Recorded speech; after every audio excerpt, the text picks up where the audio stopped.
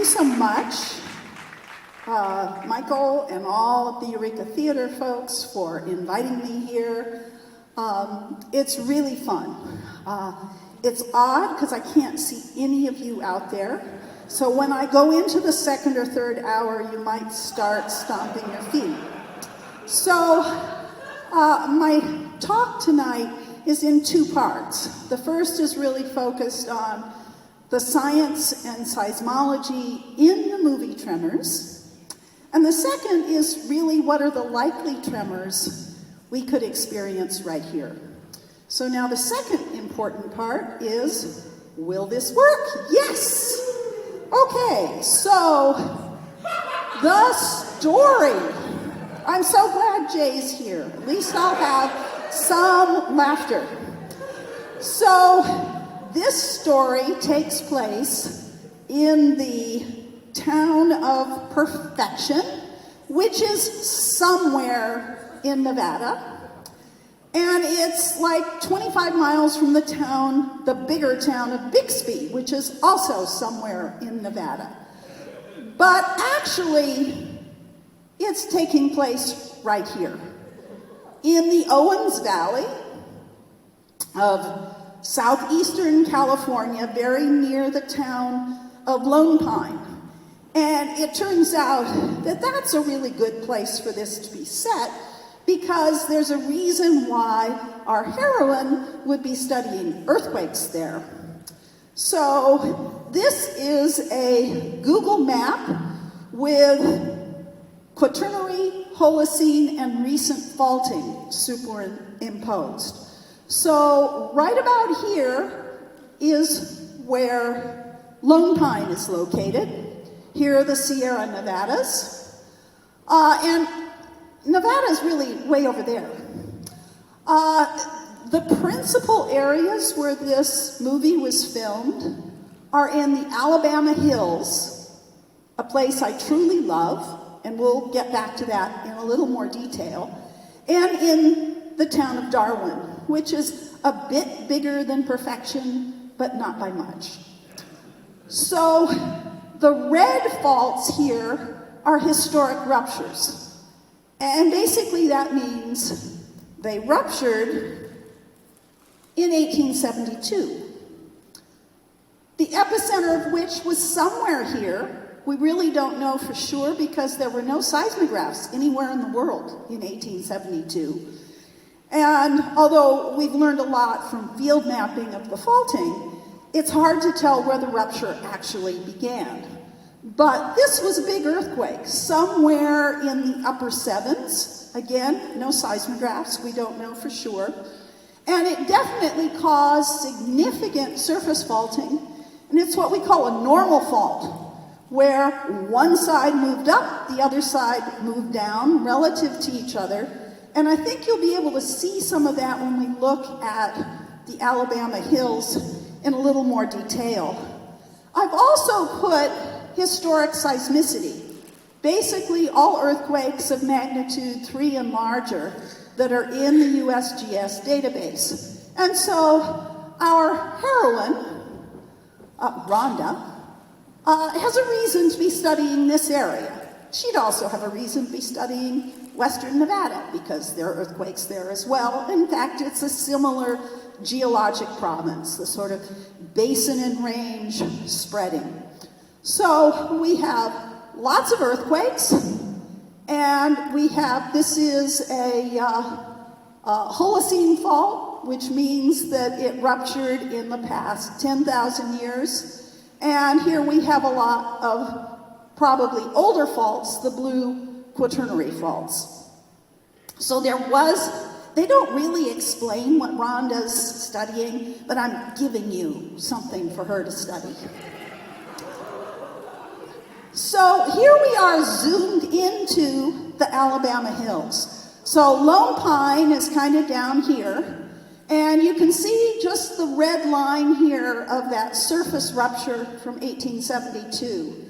And you can see this really interesting north-south fabric, but you can also see this interesting demarcation of higher relief, lower relief, which may be reflecting the same sort of faulting that happened in 1872. Namely, this area was elevated relative to this area. So this is a great place to go. Many geology field trips have gone to the Alabama hills. You will see them prominently in the background and sometimes even in the foreground in this movie. And it's a spectacular example of what we call spheroidal weathering, which is a combination of chemical and physical weathering that basically causes all the corners to pop off. This is basically the same stuff that's making up the Sierras, the same age, the same kind of rock that you have in the Sierra batholiths, but the weathering is very different here, and hence we get this distinctly different appearance. The Alabama hills are also famous for being described as the home of the Western, and not just the Western. Gunga Din in 1939, right there. At least 160 movies and TV series have been filmed here. And just this March, President Trump signed legislation that created the Alabama Hills National Scenic Area. And he noted it was in part because it was so important to the movies. So let's introduce the protagonists. And I really like to describe there being two protagonists. There's Val and Earl, who are essentially one unit. You will almost never see them independently. And if they're zooming in on Kevin Bacon because he's cuter, it means that Earl is just right around the corner. So the whole structure of the movie is based on they being the unit. And then we have our intrepid young woman, seismology graduate student, Rhonda. And here she is looking over her portable seismograph. Now, an interesting way to look at these characters is how they react to the first time they see the graboid. So here we have Earl and Val, and here we have Rhonda. Rhonda has probably already taken her PhD orals, and nothing else will ever scare her again. She doesn't really like it when the graboid is pulling at her leg. I mean, she does object a little to that. But even here, she's leaning in, and he's leaning out. So seismology is sort of at the heart of this because it's the whole reason why Rhonda is here in the first place. And she has set up a network of seismic stations, presumably to study the background seismicity. And she's using this little portable unit, which is a lot like one that I'd hoped to bring tonight, but its battery is dead. Little portable MEQ 800, which is designed to measure small earthquakes. Earthquakes in the magnitude 2-3 range. They're not really intended to measure big ones, but they're good to study regional seismicity. And all seismographs, including this one, include a recording unit and the jug or the sensor. Now take a good look at the jug, because it's going to be important later on in the movie, not to record earthquakes. And Rhonda, unfortunately, is not using 1990 technology, because if she had really been a graduate student in seismology, she would have been recording her data on tapes, not on paper. But she manages to very quickly rifle through all of her seismograms and determine that there are in fact 4 graboids and not just one. And a lot of the initial dialogue centers around the fact that the seismic signals are weird, and that is a weird signal. Here's a typical signal.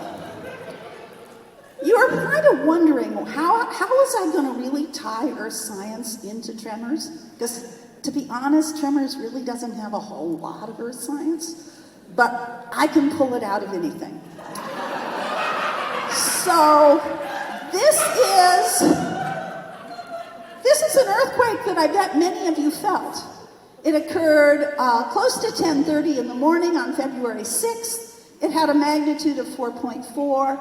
It was located on shore about 8 miles east-southeast of Blue Lake. And it's a really typical small earthquake. It starts with a distinct set of arrivals there. That's the P wave. And it's followed by a larger, stronger S wave. The further these guys are apart, the further that earthquake is away. And to give you a feel of scale, that's 1 minute. So this whole earthquake is over in about 45 seconds. You don't feel it that long. I felt it for 2 seconds, but now here is another, at the opposite end of the spectrum, seismogram, and it shows the record of the Tohoku earthquake, magnitude 9.1, back in March of 2011, and now we're looking at a very different time scale. We're talking about many minutes going across, but once again you see these distinct pulses of energy. So I've gotten to the point where I can kind of walk by the old seismograph in Founders Hall and go, oh, that's probably a deep earthquake in the southwestern Pacific, or that's probably from Alaska or maybe Central America, because they're about the same distance away. The human eye is actually really good at interpreting the data. Now, seismographs record lots of other things, and I'm only going to give you a few examples here because I only had time to grab so much off the internet. So here is an avalanche in Mount Rainier. So very different signal, no distinct P and S, kind of the same the whole way. Here is the rockfall that killed at least 1 person back in July of 1996, equivalent magnitude to about a 2.4 earthquake. And here you can see, this is noise, this is background noise, and here you see boom, boom, boom. Again, it kind of ramps up, ramps down. Looking at that, you go, nah, I don't think that's an earthquake. Doesn't look like an earthquake. We can actually distinguish underground nuclear explosions from earthquakes just by the signals. So here are a couple of examples. Fairly large explosions detonated by China in the early 90s when they were testing their nuclear capacity. And here we have an earthquake of about the same equivalent magnitude, and you can see how really different the pattern is. The nukes are really big on P waves. The earthquake, very small P wave. The nukes, no S waves, the side-to-side waves. And the nukes have very weak surface waves, whereas earthquakes are really efficient at making surface waves. So again, Rhonda would be able to tell you all this if they had not cut that part of the movie.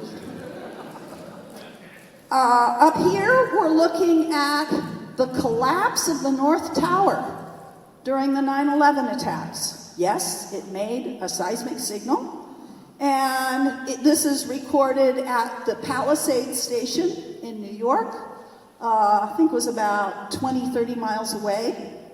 And you can see that again, all of you can now say, that's not an earthquake.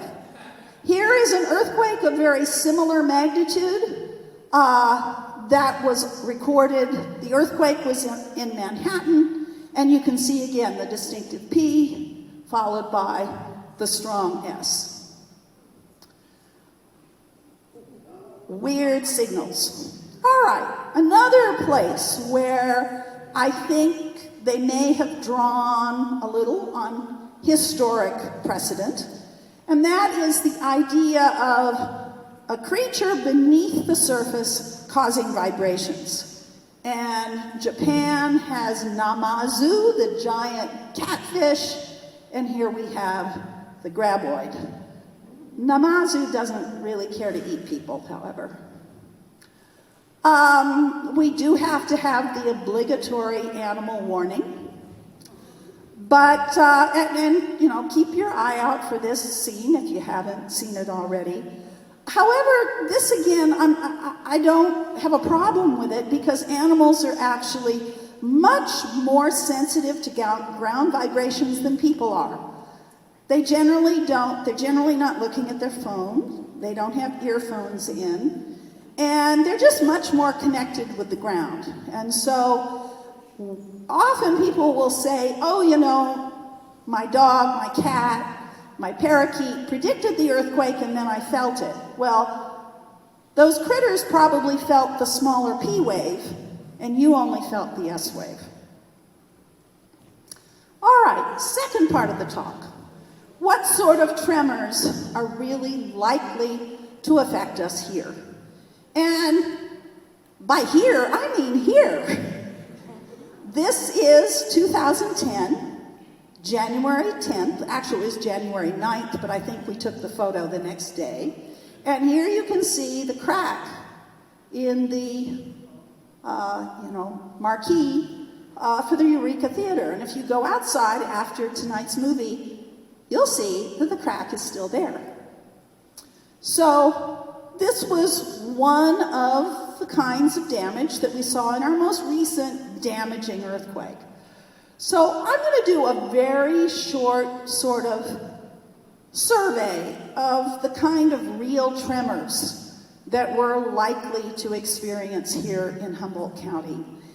And try to convince you, or if I can't convince you, look at all those great goodies in your bag, that there really are things you can do to prepare yourself, your family, your business, and especially your loved ones, to make them safer in the next earthquake. So I'm going to talk about 3 examples. Earthquakes without tsunamis, like what happened in 1980. Tsunamis without earthquakes, and there are, spoiler alert, there are no tsunamis in this movie. And then when we have, it would be kind of a stretch to put a tsunami into either Nevada or the Owens Valley. So quickly, earthquakes without tsunamis. And that's the overwhelming majority, like 99.99999% of the earthquakes in the written historic record, which starts in 1850, essentially, in Eureka. So when I say historic earthquakes, I'm talking about the written record. There were earthquakes before them, and there were people who experienced them, but they're not part of the written record, at least not locally written record. So this shows earthquakes. I believe this was between 1980 and the present, illustrating that this is actually by depth, the way I plotted them here. So orange is shallow, yellow is a little deeper. That sort of illustrates what we call our subduction zone, which I'm not going to talk about any further tonight. So the point of this is we got a lot of earthquakes. In fact, we've got bragging rights to earthquakes. We account for 46% of the energy released in earthquakes, year in, year out, in the contiguous 48 states.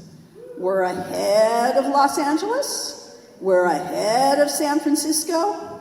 The only folks we're not ahead of are Alaska.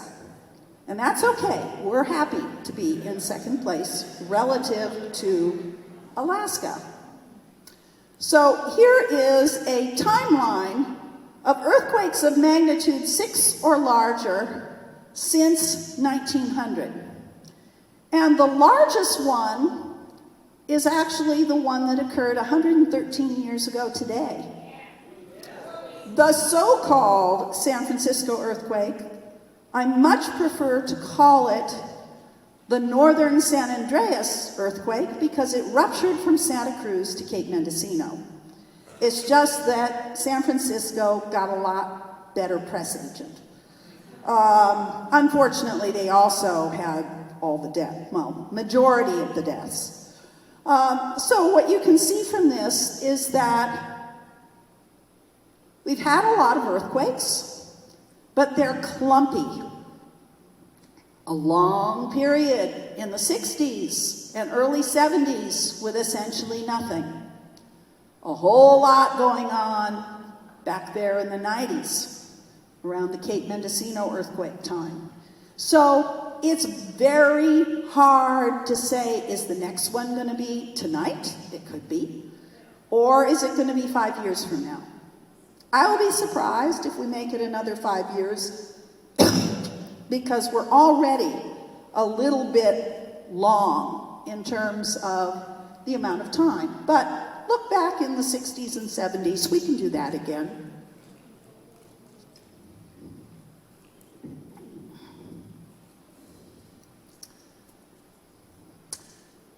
Here's the event that is really the most significant in our historic period. 113 years ago today, the rupture, which is very much like the crack that forms when a rock hits your windshield and then proceeds to grow in two directions. So it started here, and I noticed that Don Garlick is in the audience, and he was asking me about the momentum as that fault propagates. And the way it works is that it's just a very small little dislocation. It's like a little ripple in the rug, that you propagate that little ripple along, and then the next one, and that way it's pretty easy to move that whole rug. You're not like yanking one side of the rug relative to the floor, which would probably tear it in half. So thanks to this little crack propagating, of course there's a lot of rupture propagating behind it, and both to the north and the south, and that took on the order of a minute. So if you happen to be in Humboldt County, if you happen to be in Santa Rosa, if you happen to be in San Jose, you would have experienced on the order of a minute of significant ground shaking. It's duration that is the most important indication that you're dealing with a big earthquake. I mean, this would have felt very strong. But some big earthquakes actually don't rupture really rapidly, and they just feel long and not strong, and I'll come back to that in a bit. So this red area is where the damage occurred, not just in San Francisco. In terms of the percent of structures damaged, Santa Rosa and San Jose probably had a greater percentage of buildings damaged than San Francisco did. There were many buildings in San Francisco that weren't affected at all. If they were on bedrock, they did fine. If they were built on filled ground, they generally did not. We learned a lot about earthquakes in 1906. Here's a little bit of the damage in 1906 here in Humboldt County. Fortunately, another strong, capable woman, Edna Garrett, was one of 5 photographers in Ferndale in 1906, and she seems to be the only one who hung on to her negatives. Peter Palmquist collected many of her original negatives and has preserved these marvelous photos in his collection.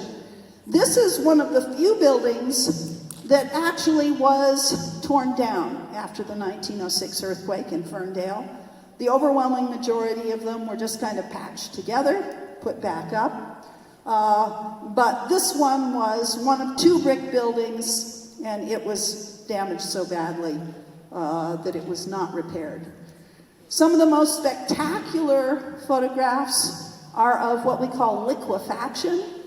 This is near the banks of the Eel River, Port Kenyon, and again, Edna Garrett's out there, as are these other folks, and I love this field garb. And we've never seen liquefaction features like this in any of our strong, more recent earthquakes. 1980 was the first earthquake that I really became intimately familiar with, unfortunately. I started teaching here in 78. In 1980, unfortunately, our little house in West Haven was one where we lost a priceless antique clock.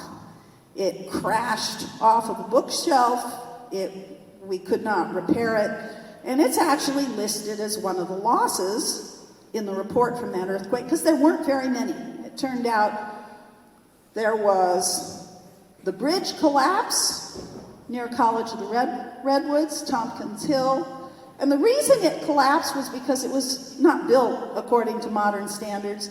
There was nothing securing these panels. So when the earthquake caused these support panels, piers, to move apart, they just popped down and collapsed.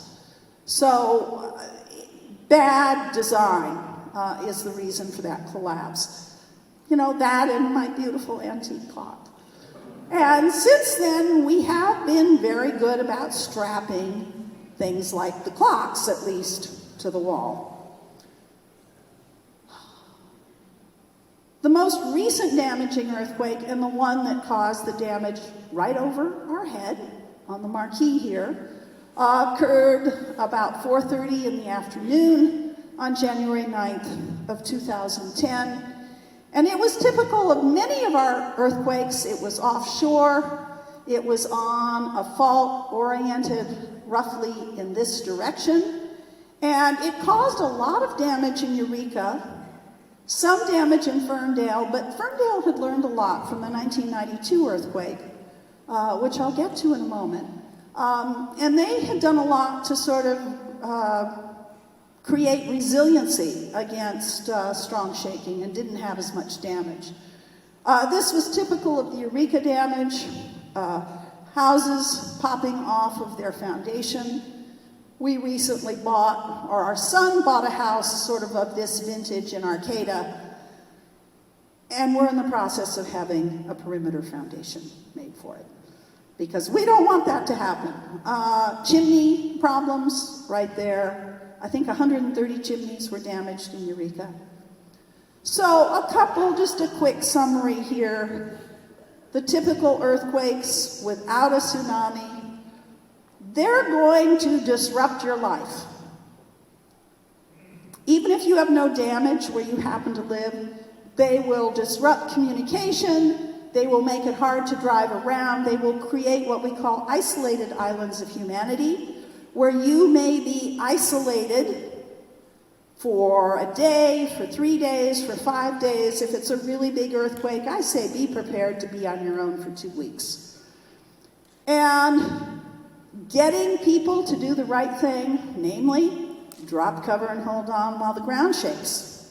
You don't want to move. The last 2 people to die in a California earthquake, it happened in Paso Robles, I think it was 2003.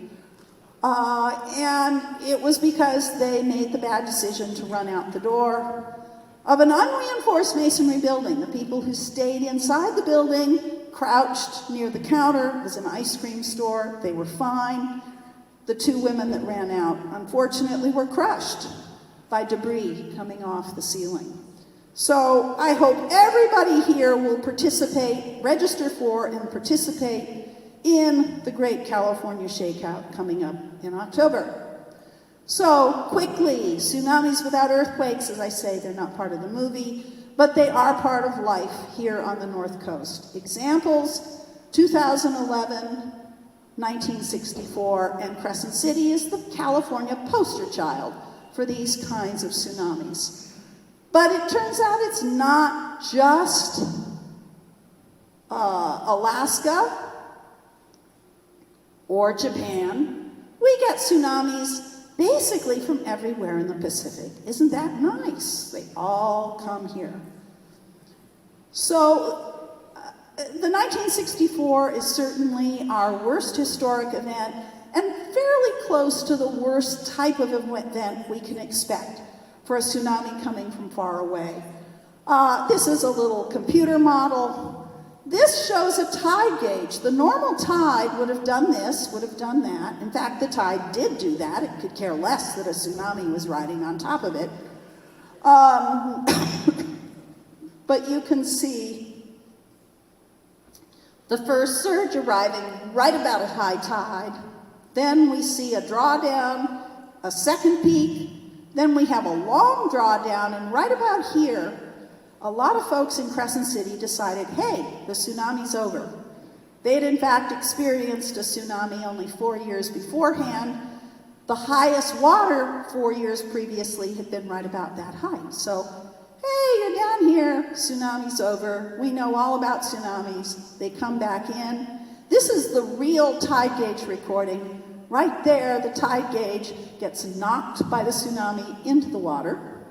We think maybe it did that, and then it came down again, and we know that the highest water was about 22 feet, 29 city blocks.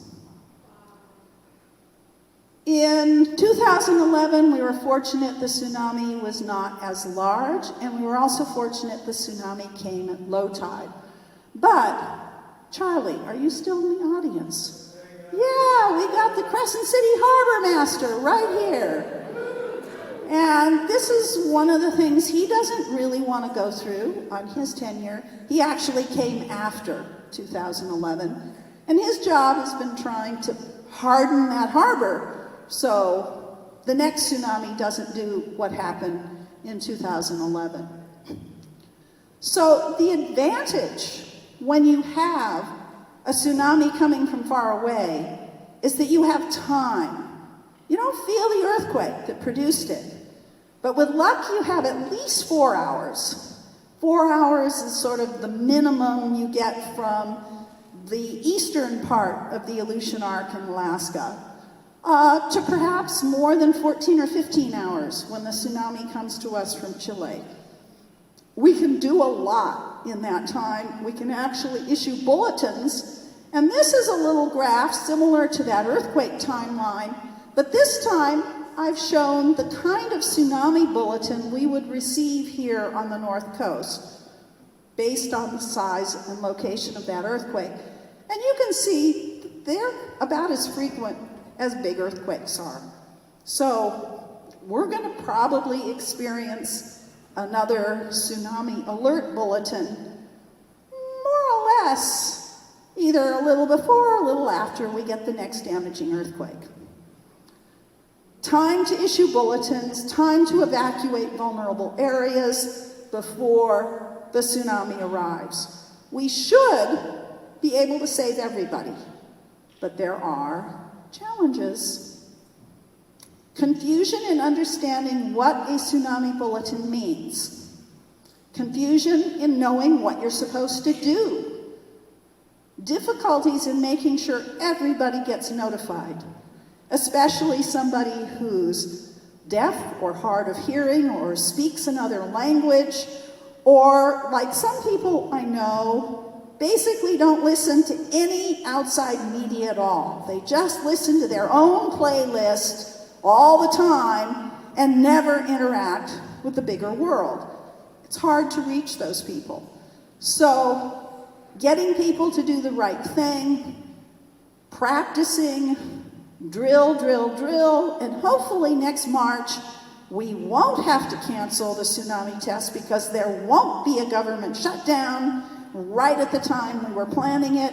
So hopefully the 3rd or 4th week in March next year we'll be doing another live code test. Finally, We're almost to the end. Earthquakes that are quickly followed by a tsunami. And we really only have one historic example, the 1992 earthquake, which produced significant damage. And within minutes to tens of minutes, this is the Crescent City tide gauge. Here's the earthquake.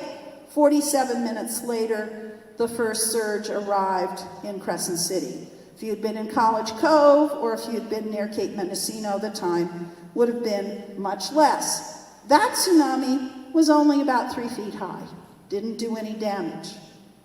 However, we do have some models elsewhere in the world for earthquakes like this that do a lot of damage.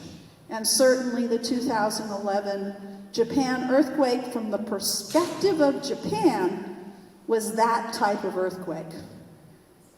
What is our source here? It's what we call the Cascadia subduction zone. And a rupture of that zone would extend from somewhere south of Eureka all the way up to the middle of Vancouver Island, Canada.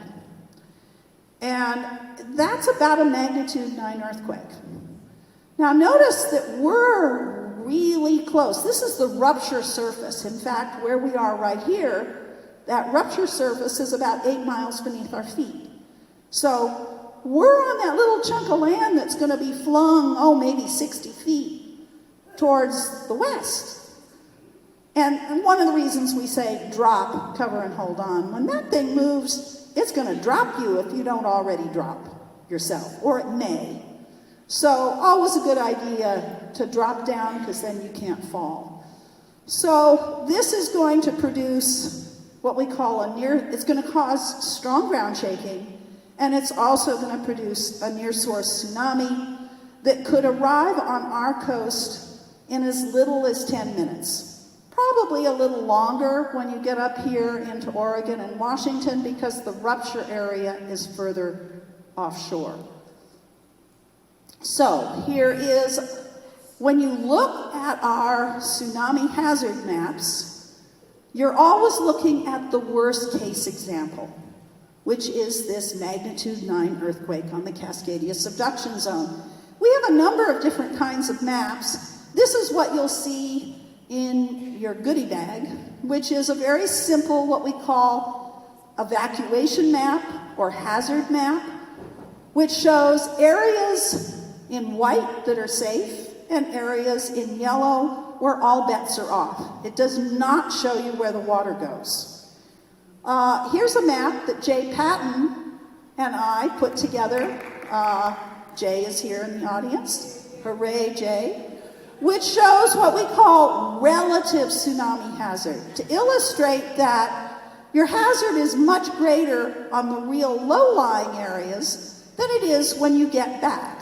So the idea is, if you start to evacuate, even if you don't get all the way out of this zone, every foot you go inland or up is gaining you more safety. And finally, here is one of the state of California's actual inundation models for a specific source, which gives you kind of an interesting illustration of the complexities. But the next Cascadia earthquake is not going to produce exactly this pattern. It's going to be a little different. So all of these things go together to give you this conservative guide to help planning your own evacuation and safety. So the biggest challenge, not only do we have to get people to do the right thing, we can't even advise them, because the earthquake is likely to impact communications, make it impossible to issue any kind of, quote, official warning. However, everybody's going to get a real loud and clear natural warning. Namely, the ground shaking and shaking. My guess is the shaking's going to go on for at least a minute and a half, maybe 2 minutes, maybe 3 minutes, maybe 4 minutes. You're going to know that the shaking is long. May not be strong, but it goes on and on. The longer it goes, the more likely a tsunami may follow. And the best way to protect yourself is to drill. Drill protecting yourself during the earthquake, and like these elementary students and junior high students in Unasamai, they practiced and practiced. Here they are actually evacuating during the 2011 tsunami. Not a single child at either of their schools was injured in the tsunami.